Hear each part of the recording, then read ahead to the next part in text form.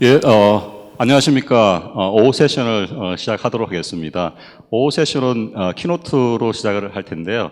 우리 네이버의 AI랩의 연구소장님으로 계신 허중우 소장님께서 이제 발표를 해주실 텐데, AI 쪽에서 아마 우리나라에서 가장 큰 조직이지 않나 생각합니다. 그러니까 아카데믹도 하고, 그 다음에 산업도 이렇게 다 같이 아주 잘하고 계신 랩입니다.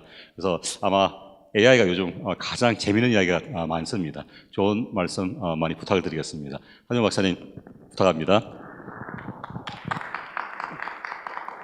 네, 반갑습니다. 소개받은 네이버 하종우라고 합니다. 마스크를 벗고 하는 게 나을까요? 네. 식사하고 오셨을 것 같은데 요 시간대가 되면 굉장히 졸음을 이기기가 쉽지 않습니다. 최선을 다해서 졸립지 않도록 노력을 하긴 하겠습니다만 자연의 섭리를 이기긴 쉽지 않기 때문에 졸리시면 뭐 부담 갖지 않고 휴식을 취하셔도 원망하지 않겠습니다. 네, 40분 정도 시간이 잡혀 있는데요. 가급적이면 2시에 맞춰서 마칠 수 있도록 해보겠습니다. AI 리서치 인 인더스트리라는 제목으로 진행을 했고요. 인더스트리, 그러니까 기업에서의 리서치는 학교에서의 어떤 연구랑은 조금 의미도 다르고 기대하는 기여도 다른 부분들이 있다 보니까 그런 부분들 중심으로 조금 설명을 드리려고 합니다. 네, 제 소개 간략하게 드리면 저는 AI 연구를 열심히 해서 세상을 좀 더 살기 좋게 만들고 싶어하는 AI 과학자이면서 사실 이거보다 더 중요한 거는 부산의 아들입니다. 사상초등학교, 사상중학교, 구덕고등학교 나왔고요. 20살 전까지는 거의 사상에서 살아온 사상이 난 아들이라고 생각하시면 됩니다. 그리고 아무래도 연구를 통해서도 할 수 있는 것도 있지만 연구 외에 다양한 저변 확대를 잘하면 훨씬 더 많은 분들이 AI에 관심을 갖고 더 많은 기여를 할 수 있을 거라고 생각을 하기 때문에 여러 가지 정부 관련된 쪽에서 도움을 드리려고 노력을 하고 있고 그런 관점에서 디지털 플랫폼 정보위원회도 들어가서 일을 하고 있습니다. AI 시대라는 말을 굉장히 많이 하죠. 미래생활, 저희는 이런 관점에서 보고 있습니다. AI가 사람을 지배한다, 지배할 수도 있다, 뭐 이런 얘기들을 굉장히 많이 하세요. 일자리 문제도 많이 얘기가 되고 있고. 근데 저희가 바라보는 AI는 어쨌든 미래의 시대에 있어서 사람들이 생활을 하건 일을 하건 그런 부분들을 굉장히 잘 도와줄 수 있는 도구로서의 역할을 훨씬 더 많이 할 거라고 생각을 하고 있고요. 그런 도구로서의 역할에 훨씬 더 충실할 수 있도록 많은 연구자 혹은 기업들이 집중을 해서 진행을 하고 있다. 이런 관점에서 보고 있습니다. 실제로 이런 AI가 중요한 부분이 결국 미국 시총 상위 10개 기업 중에 몇 개가 AI 기업이냐를 보면은 알 수 있을 것 같고요. 최근 우크라이나 전쟁 이후로 경기가 굉장히 많이 나빠지면서 성장주들이 몰락을 했음에도 불구하고 상위 10개 중에 1등부터 5등까지가 AI 기업입니다. 그만큼 AI는 미래의 가장 중요한 요소가 아닌가 생각을 하고 있고, 그래서 PC가 인터넷이 모바일이 그러했듯이 사람들의 삶 속에 거의 그대로 녹아 들어가면서 내가 AI를 쓰고 있는지 없는지 아닌지도 모를 정도로 녹아 들어가서 삶을 함께하는 기술이 될 거라고 많은 분들이 예상을 하고 있죠. 지난달 28일에 광주에서 이종호 과기정통부 장관께서 이런 발표를 하셨다고 합니다. 18세기, 20세기 각각 산업혁명, IT혁명이 있어 왔고 이제 21세기는 디지털 혁명이 일어나게 될 거다. 그래서 지능화, 디지털 대전환 굉장히 중요한 키워드가 될 것 같고 오늘의 이 행사 제목 또한 디지털 대전환 컨퍼런스답게 앞으로 디지털이라는 이 키워드 그리고 이 디지털화를 통해서 세상 자체가 훨씬 더 효율적으로 바뀌어가게 될 완전히 새로운 세상이 될 가능성이 있고요. 이런 부분들을 좀 선제적으로 대응하고 여기서 선제적으로 잘 대응하고 준비를 한다면 우리가 글로벌 리더로서 갈 가능성이 높다라는 어떤 비전을 제시를 했습니다. 이런 시국에 네이버는 무엇을 하고 있고 그리고 여기서 경쟁을 잘하기 위해서 네이버 클로바는 어떤 것들을 하고 있는가를 조금 소개를 드리면요. 기본적으로 네이버는 여러분들이 다 아시는 그냥 어떤 테크 플랫폼이면서 사용자 플랫폼 그리고 컨텐츠 플랫폼이기도 하죠. 그 기저에 굉장히 많은 AI 기술들이 접목이 되어 있고요. AI를 통해서 기존에 안 되던 서비스 같은 것들도 많이 만들어지고 있습니다. 그리고 그 AI 기술을 전담하는 조직이 저희 네이버 클로바라고 하는 조직이라고 생각하시면 되고요. 그래서 기본적으로 코어 엔진이라고 하는 음성 인식이나 음성 합성 혹은 사물 인식 혹은 비디오 같은 영상 인식, 챗봇 이런 것들에 대한 어떤 엔진도 저희가 다 만들고 있고요. 자체적으로. 그리고 이렇게 만들어 놓은 엔진은 당연히 클라우드 위에 올려서 저희 파트너 혹은 협력 스타트업들 혹은 연구 그룹들이 활용할 수 있도록 제공 API 형태 혹은 경우에 따라서 SaaS 형태로도 제공을 하고 있고요. 또 자체적으로도 스피커 같은 것들을 만들어서 서비스를 하고 있기도 하고 네이버나 라이너의 많은 서비스에 적용이 되어 있기도 합니다.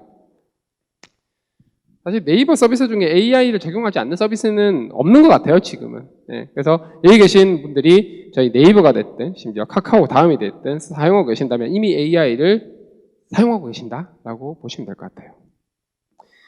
이런 것들을 하다 보니까 조금 더 깊이 들어가면은 이제 연구 주제 혹은 연구 내용들을 어떤 것들을 하게 되냐면 결국은 현존 좀 주류라고 하는 AI 주류라고 하는 거의 모든 것들을 다 하고 있다라고 보시면 될 것 같고요.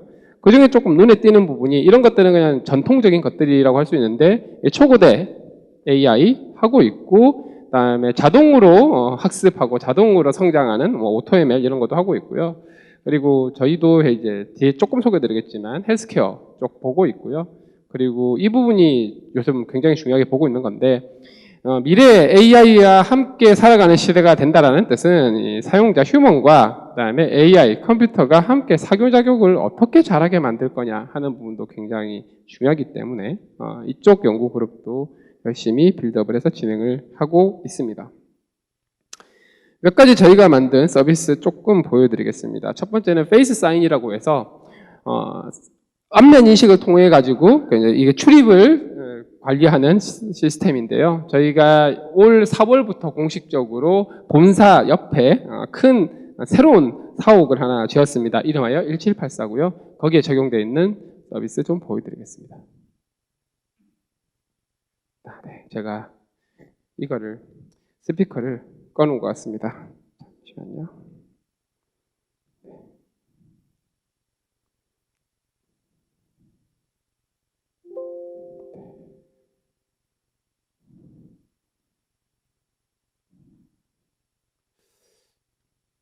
안녕하세요. 네이버의 제2사옥 1784에 오신 걸 환영해요. 오늘 소개할 기술은 클로바의 얼굴 인식 솔루션 페이스 사인이에요.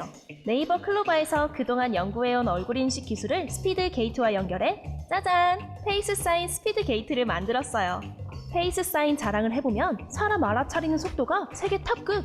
클로바의 얼굴 인식 기술로 지나가는 사람의 얼굴을 빠르게 포착하고 강력한 서버에서 식별하니까 한두 명이 아니라 수천 명을 등록해도 빠르게 알아보고 열어줘서 멈추지 않고 통과할 수 있어요. 사람들이 몰리는 시간에도 마스크 써도 굉장히 잘 되고요. 오탑률이 거의 없다고 보시면 될 것 같고 속도도 굉장히 빨라서 아마 인천공항 출입국 해보신 분들 아시겠지만 조금 느린 맛이 있거든요. 그거보다 훨씬 더 빠르게 정확하게 잘 됩니다.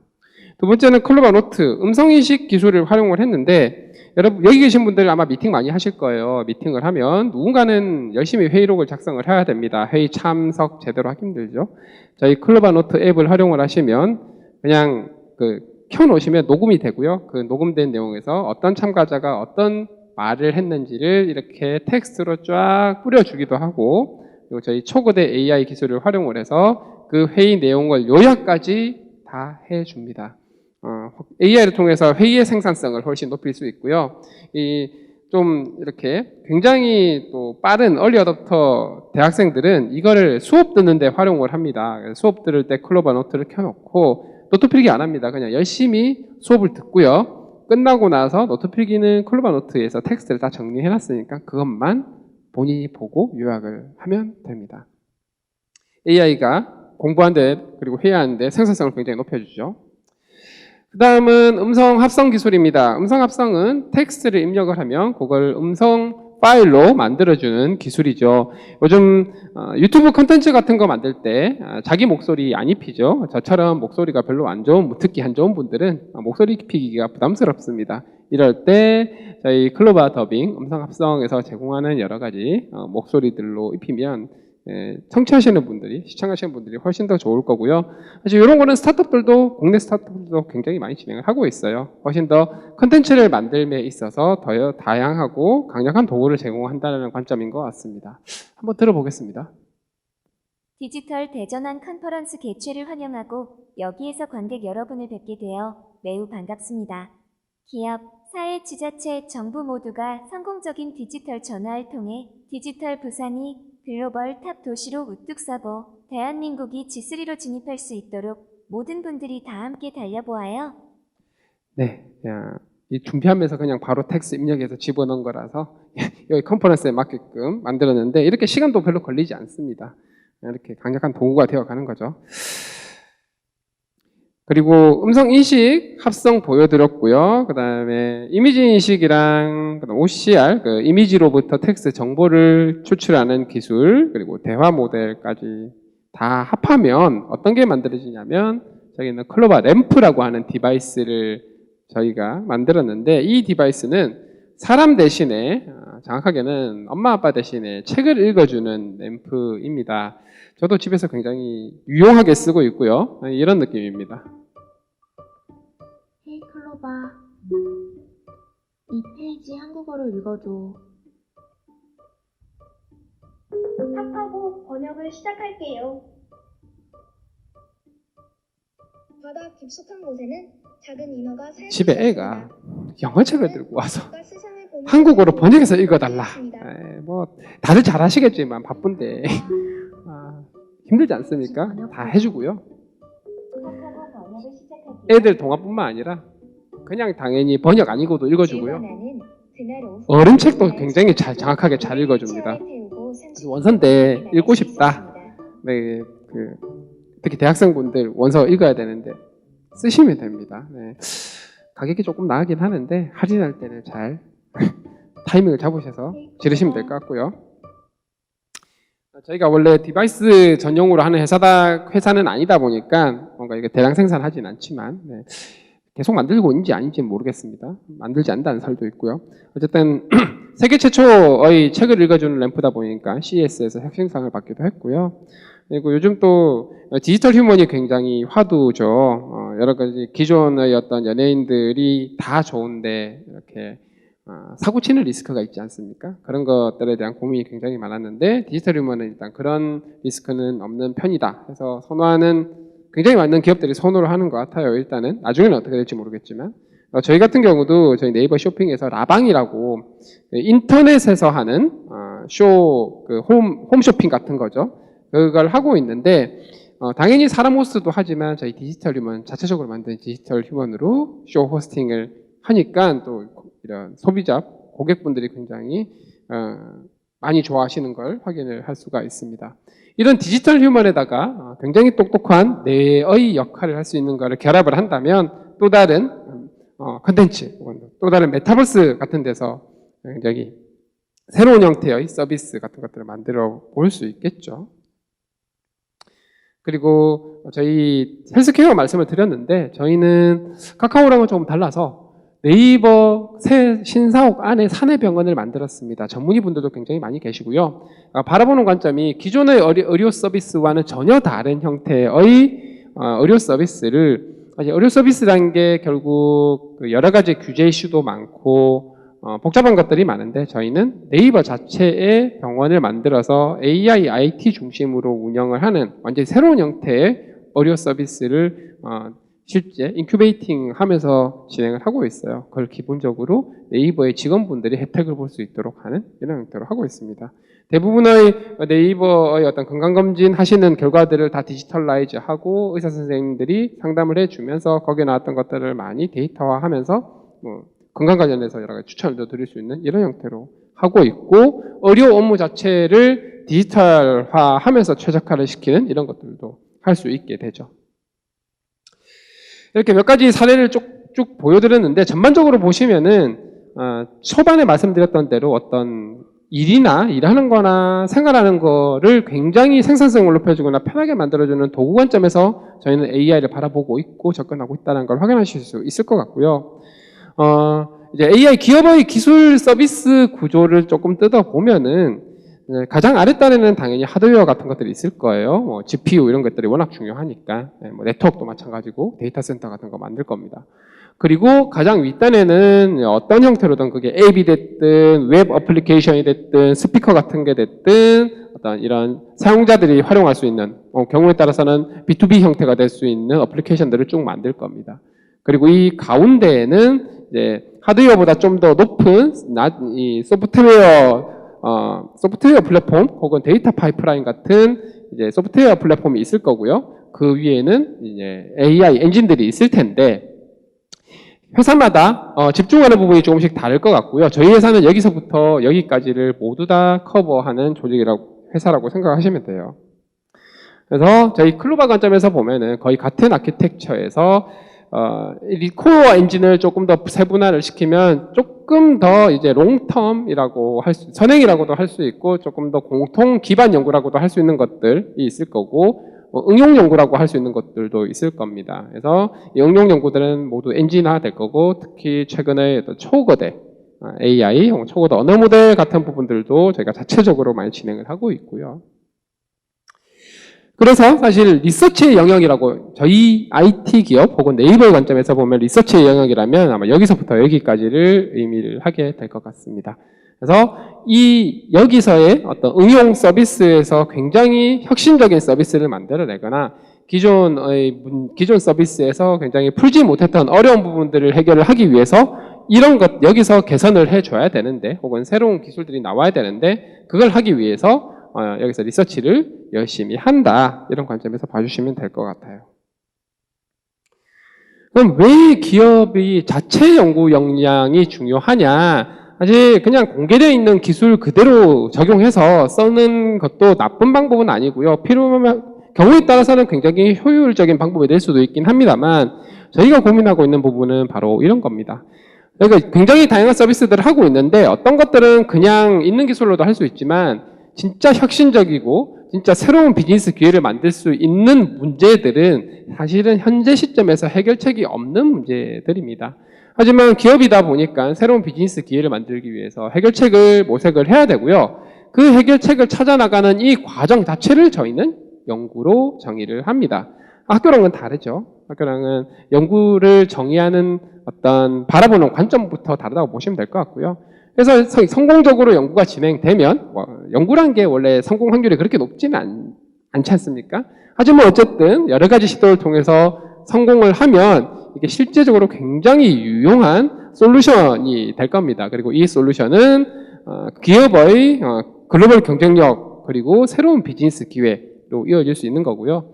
이 연구 과정에서 자연스럽게 프로덕트도 나오기도 하지만 학술적인 연구 성과들도 나오게 되는 거죠. 그러다 보니 여기 있는 서비스에서 발굴되는 혹은 데이터에서 새로 정의되는 여러 가지 어려운 문제들을 연구를 통해서 어느 정도 솔루션을 찾고 그 해결책을 최적화 혹은 개발을 통해서 또 서비스에 적용하는 연구부터 서비스로 이어지는 선순환 구조를 만드는 게 굉장히 중요하고요. 그 연구 선순환, 서비스 선순환 구조 속에서 그냥 자연스럽게 논문 활동을 하면서 글로벌 탑티어 컨퍼런스에서 굉장히 많은 연구 성과들을 내고 있는 거라고 보시면 됩니다. 그래서 올해 같은 경우는 아쉽게 100개는 못 채웠습니다. 한 3개 정도 부족한데요. 원래 부족한 맛으로 가는 거죠. 그래야지 내년에 또 의미 있는 또 마일스톤을 세울 수가 있으니까요. 그럼 도대체 알겠는데 왜 네이버는 굳이 또 논문을 작년까지 하냐? 제가 학위를 하던 시절만 해도 많은 기업들에서 논문 쓰면 너 어디 학교로 도망가려고 하면서 아예 못 쓰게 하거나 특허를 썼으면 썼지 논문을 왜 쓰냐 이렇게 많이 말씀들을 하시는데요. 저는 저희 최고 의사결정권자 분들께 설득을 할 때 확신이 좀 있었습니다. 어떤 것들이었냐면은 첫 번째는 어차피 글로벌 마켓을 타겟팅을 한다 그러면 회사의 브랜딩이 좀 되어야 하는데 네이버가 한국에서야 네이버지 어디 나가면 2016년 17년 기준입니다. 라인은 압니다. 라인은 글로벌 메신저 서비스니까. 네이버를 아는 사람이 없습니다. 이래가지고 어떻게 글로벌에서 사업을 하겠냐. 그리고 어떤 사람들이 최고 수준 전문가가 굳이 네이버에 올 이유가 없는 거예요. 그냥 뭐 구글 가고 메타 가고 그때 당시 훨씬 더 연구를 잘하던 SKT브레인 가고 카카오브레인을 가는 거죠. 그래서 글로벌 AI 사업기에 그리고 지속 가능한 기술로서의 성장, 진짜 훌륭하신 분들 뽑아서 하려면은 가장 효과적인 방법이 뭐냐? 이걸 하셔야 됩니다. 라고 말씀을 드렸어요. 그러면은 실제로 논문 쓰고 학교로 많이 이탈하지 않느냐? 네. 학교로 교수님으로 가신 분들 많이 계십니다만 중요한 거는 이분들 이상으로 더 뛰어난 잠재력을 가진 인재들이 들어옵니다. 그러니까 개별 사람 관점에서 볼 게 아니라 개의 관점, 시스템 관점에서 보면요. 이렇게 더 좋은 분들이 들어오고 또 나가는 걸로 끝이 아닙니다. 이 올드보이들이랑 같이 또 계속 협업을 해요. 본인들은 학교로 나갔는데 나갔지만 우리 일을 하고 있는 거죠. 그렇게 되면 연구 성과, 연구 역량 자체가 훨씬 더 증가를 하는 겁니다. 그래서 저는 라이프타임 멤버라고 아예 얘기를 해요. 서로 윈윈이 되는 거죠. 그래서 결국은 자체적인 연구 개발 역량이 계속 증가할 수 있는 방법이 되는 거고요. 또 하나는 사실 우리나라에도 구글 메타 같은 혹은 마이크로소프트 같은 진짜 강력한 AI 연구 역량을 가진 회사 하나는 있어야 되지 않겠냐라는 공감대가 있었던 것 같습니다. 그래서 이거 본격적으로 하기 시작하기 전인 2017년 이전에 보면은 이제 해외를 나가면 질문이 이렇습니다. 네이버가 도대체 뭐 하는 거야? 먹는 거야? 네이버는 도대체 뭐 하는 회사인데? 네이버란 걸 들어본 적이 없는데? 나 나이를 난다. 내가 나이는 들어봤다. 그다음에 한국에서도요. 네이버가 AI를 해요? 검색만 하는 거 아니고? 이렇게 물어봅니다. 박사과정학생 거길 왜 가요? 그리고 뭐 이런 거죠. 이런 회사들이 저희보다 훨씬 더 잘한다라고 했었어요. 이게 현실이었습니다. 저희가 논문을 엄청 많이 쓰기 시작한 게 2018년부터고요. 이 이후로 이제 저희가 컨퍼런스 부스를 많이 하니까 가서 보니까 나 이제 스타게인이나 컴믹스 안다. 이게 저희 대표 연구 논문들입니다. 전 세계 사람들이 연구자들이 사용하는 방법이에요. 그다음에 요즘은 뭐 하냐가 아니고 너네 요새 어떤 연구 중점적으로 해? 라고 물어보는 거예요. 트렌드 물어보려고. 그다음에 너네 연구 너무 멋있어가지고 너네 팬이고 그다음에 네이버가 아시아에서는 탑 AI 컴퍼니지 이렇게 얘기를 하는 거죠. 이런 팀 리게브르 같은 친구도 검색을 한 줄 몰랐대요. 이분이 구글 AI 팀에 있다, 에틱스 윤리 팀에 있다가 잘린 걸로 굉장히 유명하죠. 이분이 네이버를 압니다. AI 연구 엄청 잘한다고. 근데 검색 인사한 줄을 몰랐대요. 구글이 약간 그런 느낌이었으니까 약간 만감이 교차했다는 얘기가 있는데 어쨌든 이렇게 만들 수 있었던 건 사실은 탑티어 컨퍼런스 논문의 효과입니다. 그렇게 되니 국내에 있는 주요 타겟 저희가 이렇게 모셔오고자 하는 분들도 일단은 지원하려면 어느 정도 해야 돼요. 이렇게 물어보고요. 그다음에 걔네 지원하긴 할 건데 만약에 다 안 된다? 그럼 당연히 네이버 가야죠. 이렇게 바뀌는 겁니다. 그리고 어지간한 학교 연구실보다 연구 환경도 좋고 논문 성과, 아카데믹 성과 훨씬 더 잘 나오죠. 거기 플러스 어플리케이션 서비스 더 전 국민이 혹은 글로벌 사용자가 사용할 수 있는 기회까지 만들어지는데 이렇게 바뀌는 거예요. 논문의 효과가 그냥 이런 수준이 아니다. 라는 말씀을 여기 회사 운영하시는 분들이 얼마나 계신지 모르겠지만 꼭 전달해 드리고 싶고요. 사실 어떻게 보면은 영업비밀성 내용에 가깝지만 저는 이런 인식이, 이런 사실이 훨씬 더 많은 기업하시는 분들의 공감을 얻어서 더 많은 기회를 만들 수 있으면 좋겠다라는 생각입니다. 이제 지금부터는 연구 내용인데 이 디테일을 말씀드리려는 건 아니고요. 그래서 저희가 진행하고 있는 연구 스펙트럼이 꽤 넓어서 이런 상당히 기반 연구에 가까운 것들부터 시작을 해서요. 이것도 마찬가지 트랜스포머가 이미지 인식류의 어떤 지금은 대세가 되었죠. 근데 대세가 되기 전부터 저희가 굉장히 빠르게 이쪽 연구를 진행해서 발표를 했고 이런 기반 연구에 가깝죠. 그리고 이런 연구는 어떤 거냐면 상당히 많은 논문이 비판받는 이유가 실제로 가져왔더니 써먹을 데가 없더라. 동작을 안 하더라. 이런 논문들도 사실 많긴 합니다. 저희의 연구 테마 중에 가장 중요한 철학이 쓸데없는 연구는 하지 말자 주의고요. 이게 왜 못 써먹나 봤더니 이 리얼월드의 사실이 있는데 연구든 논문이든 어쨌든 보통 보면 가정이란 걸 하지 않습니까? 근데 이 가정 자체가 문제 풀기 편하게 만들어 놓은 경우가 굉장히 많아요. 그러다 보니까 현실과 괴리가 생기는 거죠. 그 괴리를 하나씩 다 깨부수고 훨씬 더 현실적인 가정을 새로 만들어 보자 하는 연구들 혹은 논문들도 굉장히 많이 쓰고 있습니다. 문제 정의를 다시 새롭게 하는 거죠. 그렇게 해야 실제 저희 어플리케이션이든 서비스든에서 워킹하는, 동작하는, 기여할 수 있는 연구, 기술이 만들어질 수 있기 때문이죠. 이것도 마찬가지입니다. 요것도 약간 기반 연구인데 조금 기반 연구 치고는 생성 모델이다 보니까는 여러 가지 어플리케이션에 적용 가능성이 있는 연구들 많이 하고 있고요. 사실 네이버 혹은 클로버가 가장 먼저 글로벌의 이름을 알리게 된 것도 생성 모델 덕분이죠. 스타겐부터였던 것 같습니다. 그러면서 여전히 계속 많이 하고 있고요. 이것도 생성 모델을 좀 더 어떻게 잘 해볼까 하는 관점에서 진행했던 연구입니다. 이것도 마찬가지 어떤 그 개인을 잘 활용하면 기존의 굉장히 이런 세부적인 새들끼리 새랑 차랑 뭐 배랑 이런 거 클러스터링을 하려면 잘 하는데 빨간새, 노란새, 파란새 이런 것들 클러스터링을 하라 그러면 잘 못하거든요. 근데 저희는 쇼핑 운영하다 보면은 빨간 옷, 노란 옷, 파란 옷, 색깔은 그래도 좀 되는 편인데 그 미묘하게 다른 것들 클러스터링을 해야 되는데 그게 잘 안 되니까 현존 기술로 그런 것들을 할 수 있는 연구들을 계속 하는 거죠.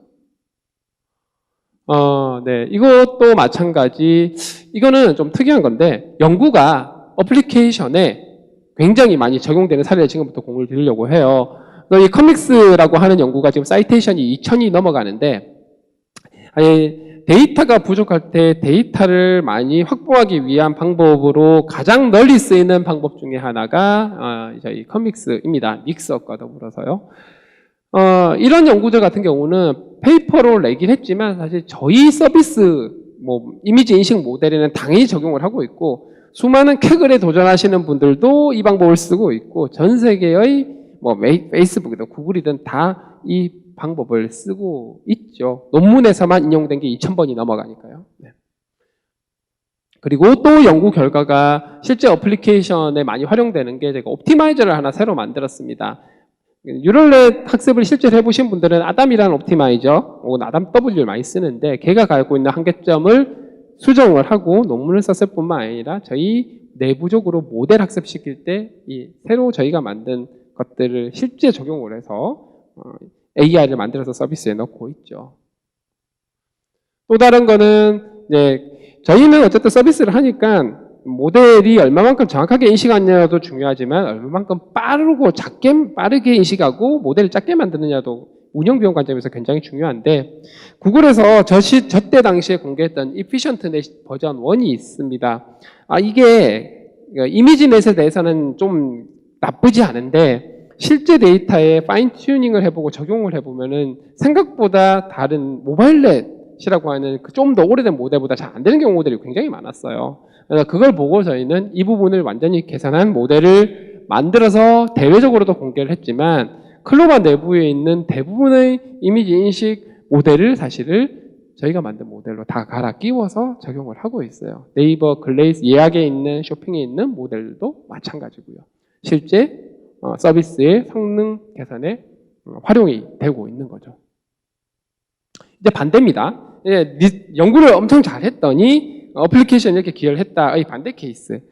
어플리케이션을 만들려고 봤더니 이게 잘 안 풀려서 이거를 어떻게 리서치로 만들지 하는 것들이고요. 첫 번째는 OCR입니다. OCR 이미지에서 텍스트 정보를 추출하는 건데 기본적으로 파이프라인 형태로 되어 있습니다. 각 모듈별로 다다다다 해서 넘어가야 되는데 이거를 한 방에 처리할 수 있는 방법 없을까? 스케일 업을 위해서. 그래서 진행되어서 나온 연구가 이 도넛이라고 하는 연구 OCR 새로운 모델이고요. 이 친구 이제 다음 버전의 OCR에 다시 적용이 되는 거죠. 문제 정의 자체가 어플리케이션에서 출발한 케이스입니다. 또 다른 케이스는 저희가 손글씨를 OCR을 하려고 봤더니 손글씨는 디지타이즈드 된 데이터가 너무 없었어요. 사람들 보고 계속 글씨 써달라고 할 수도 없고 이게 또 상당히 개인적인 데이터들이다 보니까 확보도 어렵고 에라이 모르겠다 그러면은 생성 모델로 한번 합성이란 걸 한번 해보자 하면서 시작을 했는데 합성 데이터로 OCR도 되지만 요거 자체를 그러면 사람 손글씨를 닮은 폰트로 만들어줄 수도 있겠네? 이런 그죠 피보치라고 해야 되나요? 스피노프라고 해야 되나요? 스피노프가 맞겠네요. 이런 식으로도 진행이 되면서 그걸 그냥 논문으로 했어요. 다 만들어 놓고. 그렇게 했더니 논문이 이렇게 우르르 쏟아져 나오는 거죠. 사실상 윈윈 구조죠. 요거는 좀 더 뒤에 소개드릴 케어콜이 뭔지는 뒤에 소개드리겠습니다. 전화를 대신 걸어주거나 대신 받아주는 서비스인데, 그냥 이 사용자 화자의 의도 인식이 성능을 좀 더 높여보려면 어떻게 해야 되나 하다가 새로운 방법을 고안을 해내서 출발은 서비스였죠. 출발을 해서 잘 계산한 방법 만들고 그걸 또 그냥 논문화 시킨 거예요. 비교시를 몇 개 하고 라이팅 해가지고. 그랬더니 또 탑티어 컨퍼런스가 되는 겁니다. 쭉 보신 바와 같이 의외로 이 AI 학계에서는 실제 문제에서 굉장히 컨트리뷰션을 할 수 있는 웍들이 많이 퍼블리시가 되고 있고요. 경력이, 괴리가 굉장히 많이 줄었다. 이런 것들을 확인하실 수가 있습니다. 그래서 연구를 왜 하냐? 네. 해야지 오히려 글로벌 경쟁력이 생긴다. 논문을 왜 쓰냐? 해야지 글로벌 경쟁력이 생긴다라는 걸 확인하실 수가 있죠.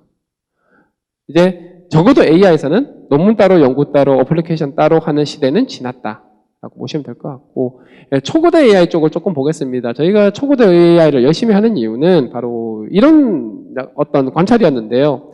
1960년대부터 시작해서 반도체 집적도가 굉장히 익스포넨셜리하게 증가를 했는데, 이 집적도가 증가함에 따라서 엄청나게 혁신적인 디바이스들이 나오게 되는 거를 확인을 할 수가 있었죠. 저희가 AI 모델의 크기도 거의 비슷한 느낌인 것 같다라였습니다.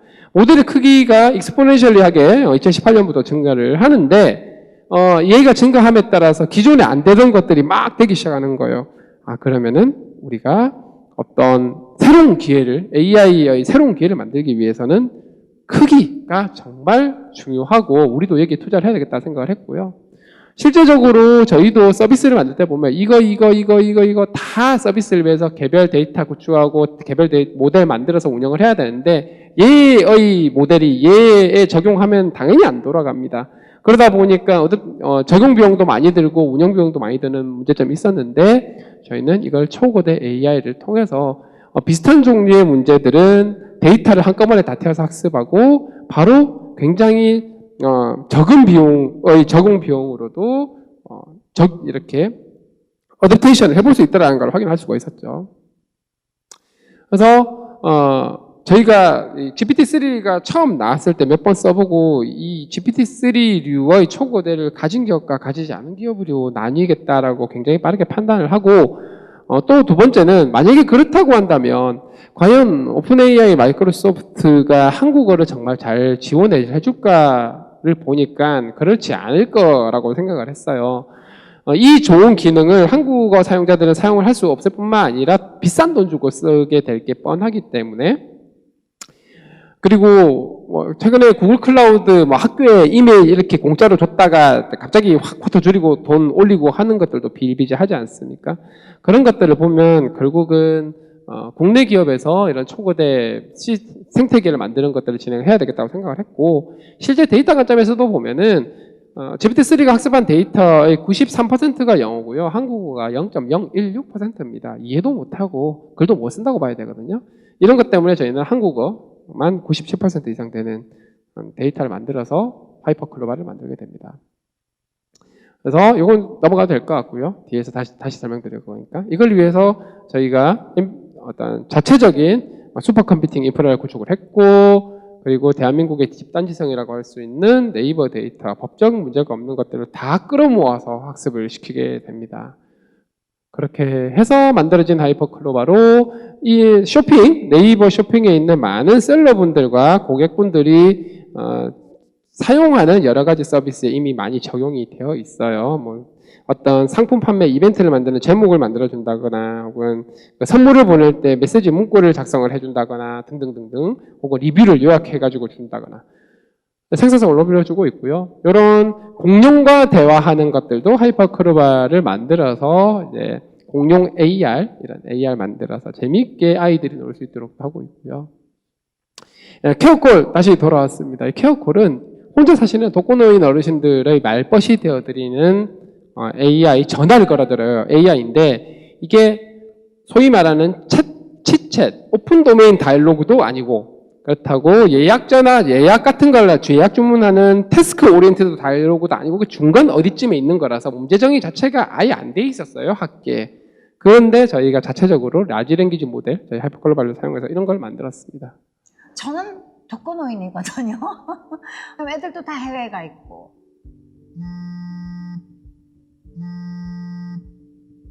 안녕하세요, 손숙님. 안보 확인차 네이버에서 전화드렸습니다. 어떤 일을 하시는지 여쭤봐도 될까요? 나는 연극을 하고 있어요. 연극 배우예요. 일하신 지는 얼마나 되셨어요? 내가 나이가 많아요. 그래서 내년이면 60년간 연극했어요. 정말요? 쉽지 않으셨을 텐데 정말 멋지세요. 요즘 건강은 어떠세요? 요즘에 건강이 썩 좋지는 않아요. 밤에 잠을 잘 못 자고 저런, 많이 힘드시겠어요. 병원에는 다녀오셨어요? 너무 이렇게 네, 일단 저랑 저희 어머니 통하는 것보다는 훨씬 낫고요. 저는 3턴을 넘기기 힘든데. 네.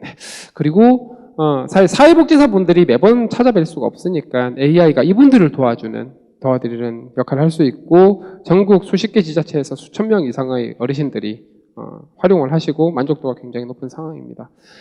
그리고 이런 초거대 AI 기술의 특징은 바로 이 노코드로 AI를 실행이 가능하다는 겁니다. 예전에 페르소나 챗봇이라고 하죠. 챗봇인데 어떤 특정한 성격을 갖게 만드는 챗봇입니다. 이거 만들려면 만들어 보신 분들 계실 것 같은데 굉장히 귀찮고 데이터 구축에다가 어려운데 이런 초거대 AI를 혹은 하이퍼클로바를 쓰면 딱 이 정도만 하면 됩니다. 너는 이제부터 펭수다. 지금부터 어린이 대화를 할 거다. 어린이는 이렇게, 펭수는 이렇게 말을 할 거야. 다음부터 네가 쭉 써봐 하면 이렇게 쭉 쓴 겁니다. 이렇게 비주얼라이제이션 되어 있는 거는 다 하이퍼클로바가 생성을 해낸 거예요. 추가 학습 없고요. 예시만 보여주면 됩니다. 예시를 번역기로 바꿔서 너는 지금부터 한영 번역기다. 한국어 문장, 영어 문장, 한국어 문장, 영어 문장 몇 개 보여주고 나면 그다음부터 얘는 번역기로 바뀝니다. 추가 학습 필요 없습니다. 이렇게 빠르게 코드 한 줄 없이 쓸 수 있기 때문에 기획자분들이 본인들의 서비스나 본인들의 어떤 문제에 바로바로 테스트를 해볼 수가 있어요. POC를 하는데 돈이 하나도 안 들어갑니다. 예전에는 POC 한번 해보려면 개발자분들 불러 모아가지고 이거 할 수 있어요? 없어요? 왜 시간 없어요? 왜 못해요? 싸우고 있었는데 이제 싸울 필요도 없습니다. 굉장히 빠르게 테스트 해보고 POC를 보고 이거 뭔가 좀 가능성이 보인다 그러면 그때 불러 모아서 만들면 돼요. 데이터 부족하다? 그러면 초고대 AI 가지고 데이터 만들어서 쓰면 됩니다. AI 시스템을 개발하는 방법론 패러다임 자체가 완전히 바뀐 거죠. 안 넘어가. 실제로 저희가 이 API를 외부에 공개를 했고 클로즈 베타 형태로 공개를 해서 수십 개의 스타트업들이 저희 API를 써서 그들의 어플리케이션을 만들고 있는데 리튼 같은 경우는 영어 글쓰기 연습하는 애플리케이션을 만들어서 서비스를 했는데 내년 CES에서 이 어플리케이션으로 혁신상을 받기도 하죠. 저희만 좋은 게 아니라 사실 저희보다는 생태계 관점에서 스타트업들이 훨씬 더 많은 기회를 갖게 된다는 뜻입니다. 그리고 가장 또 저희가 언어 모델 만들 때 페인 포인트가 평가할 수 있는 데이터가 없었어요. 제대로 이 언어 모델이 얼마나 똑똑한지. 그래서 피터 드러커가 얘기를 했죠. 측정 못하면 계산이 안 되는데 저희가 답답해가지고 요 분들과 다 함께 모여서 사실 대한민국에서 NLP 한다는 분들은 다 같이 모여가지고 크루라고 하는 이 데이터셋도 공개를 했고요. 어떻게 보면은 이거 오픈 AI에서 다 만들어 놓은 거 그냥 너네 그냥 리프로듀스만 한 거 아니냐 뭐 약간 이렇게 생각하시는 분들도 있는데 말씀드린 바와 같이 이미 저희는 서비스에 다 적용을 했을 뿐만 아니라 국내 타격과 가장 큰 차이점은 바로 저희가 만든 이런 초고대 AI를 만들고 적용함에 있어서 다 학술적인 가치를 인정을 받았다라는 겁니다. 전부 다 탑티어 컨퍼런스에서 논문을 다 발표를 했거든요. 그냥 있는 기술을 그대로 구현하는 게 아니라 그 안에서 새롭고 그 안에서 좀 더 개선하고 하는 노력들을 계속하고 그러다 보니까 현실 세계에 처음으로 만들어지는 서비스 같은 것들도 만들어낼 수 있게 되는 거죠. 그리고 그 기술들이 사용자 여러분들께, 고객 여러분들께 새로운 가치를 제공하는 거고요. 그리고 이거를 사실 하려면 저희 혼자서 할 수 있는 게 아니고요. 그리고 아카데미랑 같이 붙어서 적어도 뭐 구글, 메타 이런 데는 사람이 많으니까는 뭐 그럴 수도 있겠습니다만 우리나라는 맨파워가 그렇게 많지 않기 때문에 학교와 회사가 같이 붙어서 이 문제를 풀어야 된다라고 생각하고 있습니다. 실제로 저희는 서울대도 마찬가지고 저희 카이스트도 마찬가지고 센터를 만들었는데 카이스트 같은 경우는 저희 건물에 아예 한 100명 구매로 입주를 해 있어요. 같이 붙어서 반 회사, 반 학교 같은 연구를 하는 거죠. 뭐 그럼 두 학교만 하냐? 아니고요. 사실 전국에 있는 굉장히 많은 학교들과 하고 있고요. 뿐만 아니라 전 세계에 있는 중요 연구 그룹들과도 하고 있습니다. AI가 똑똑해짐에 따라 AI 윤리 이슈 심각한데 저희 자체적으로 이 심각성을 알고 열심히 내부적으로 노력을 많이 하고 있고 좀 더 사람을 위한 AI가 되도록 많은 노력을 하고 있고요. 마지막이 될 것 같은데 어쨌든 초거대 AI 생태계라는 게 만들어지고 있는 것 같습니다. 노란 회사들이 API 사업을 하고 있는 기업들이에요. 이 API를 활용하면 말씀드렸던 생태계의 많은 플레이어들이 새로운 기회를 만들 수가 있게 되는 거고 이런 느낌이 될 것 같습니다. 이게 이미지 생성 모델이 됐던 텍스트를 주면 이미지 생성하는 요즘 비디오도 생성합니다. 비디오 생성하는 모델이 됐던 그냥 언어 모델이 됐던 클라우드 기반의 많은 스타트업들이나 대학 연구 그룹들이 들어와서 활용을 해서 수업에 활용할 수도 있고 본인들의 서비스에도 활용을 할 수 있겠죠. 그럼 이 부분을 누가 도와줄 수 있느냐? 초반에 정부가 이분들이 공짜로 쓸 수 있도록 도와주면 됩니다. 그럼 이 기업은 얼마만큼 매출이 나오냐? 사실 매출 이득 별로 없습니다. API 장사는 어차피 돈이 안 되는데 생태계가 커지면 거기서 투자 형태가 됐든 저희도 다른 서비스가 형태가 됐든 이런 관점으로 보고 있고요. 이게 언어 모델만 되냐? 그렇지 않고 사실 사용자들의 많은 데이터들이 있으면 이 사용자 데이터로 범용어의 어떤 사용자의 특성을 추출할 수 있는 기술을 가지고 이 데이터랑 전혀 상관없는 도메인의 추천이나 예측 서비스에 적용을 했을 때 훨씬 더 정확한 예측이 되는 걸 저희가 또 확인을 하고 있어요. 전혀 다른 형태의 추천 어떤 패러다임이 만들어진다라고 보시면 될 것 같아요. 심지어 그 안 변한다는 정부조차도 이제 디지털 플랫폼화 하겠다고 하는 시대가 왔습니다. 이 중심에는 초거대 AI를 포함한 AI와 데이터가 있는 거죠. 사실 디지털 전환이 여기서 성공하면 진짜 거의 다 성공했다라고 보면 되겠죠. 세상의 정부가 바뀌는데, 그죠? 그래서 좀 요약을 해드리면 저희 이 네이버 클로바라고 하는 조직이 네이버 전체 AI 트랜스포메이션을 어떤 담당하는 조직이라고 보면 AI의 데이터로 이렇게 실제로 굉장히 다양하고 핵심적인 AI 어플리케이션 혹은 엔진들을 만들어내서 네이버의 AI 트랜스포메이션 혹은 외부 파트너들의 AI 트랜스포메이션을 돕고 있는데 이것들이 사실은 이런 연구의 결과물로서 만들어지거나 혹은 이런 어플리케이션들이 반대로 연구로서 결과물이 만들어지거나 하는 시너지 효과가 굉장히 크게 나고 있다. 그래서 이게 사실 선순환 구조를 만드는 게 굉장히 중요하고 이게 되어야 지속 가능한 선행 연구 그리고 지속 가능한 미래 성장이 가능하다. 기업의 이런 말씀드리고 싶습니다. 감사합니다. 예, 감사합니다. 하정우 연구소장님. 질문 있으면 좀 해주시겠습니까? 예, 마이크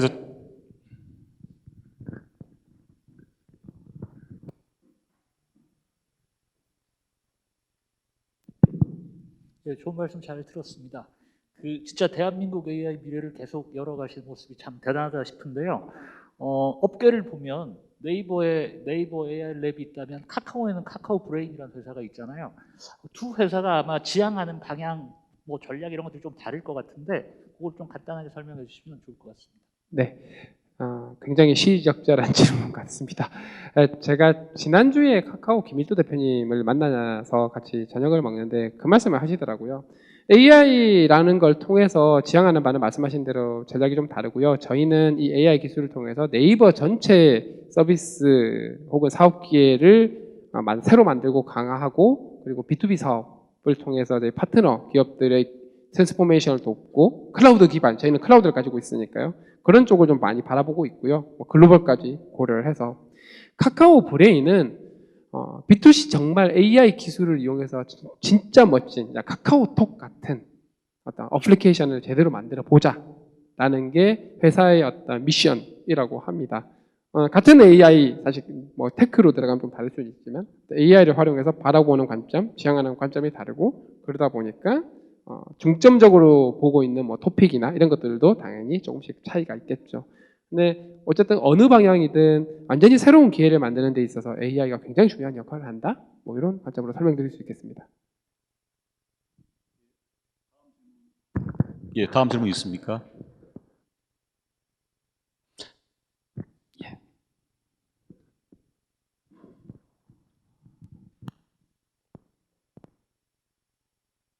네, 박사님 발표 잘 들었습니다. GPT-3 기반으로 이제 언어 모델을 보시고 이제 하이퍼클로버에서 언어 모델을 만들었던 내용이 되게 감명 깊게 좀 들었는데요. 사실 이제 그 비영어권 국가들 같은 경우에도 비슷한 어떤 어려움들을 겪고 있을 것 같은데 역으로 이제 네이버에서 글로벌 기업을 지향하고 계시니까 그런 뭐 예를 들면 스페인어라든지 독일어 기반의 이런 좀 하이퍼클로버 버전을 만드실 계획이 있으신지 궁금합니다. 네, 저희 회사가 구글만큼 크진 않아가지고 유럽 쪽을 직접 하기는 아주 쉽지는 않을 것 같고요. 대신 일단 일본어 버전은 이미 한국어 버전이랑 같이 만들었어요. 라인이 있다 보니까. 그래서 일본어 중심의, 물론 한국어도 이해를 합니다. 한국어와 영어 뭐 정도는 좀 이해를 하는 일본어 중심 모델을 이미 만들었고요. 만든다고 하면은 크게 두 가지가 될 것 같습니다. 하나는 저희 메인 타겟이 되는 시장들 중심으로 가게 될 가능성이 높고요.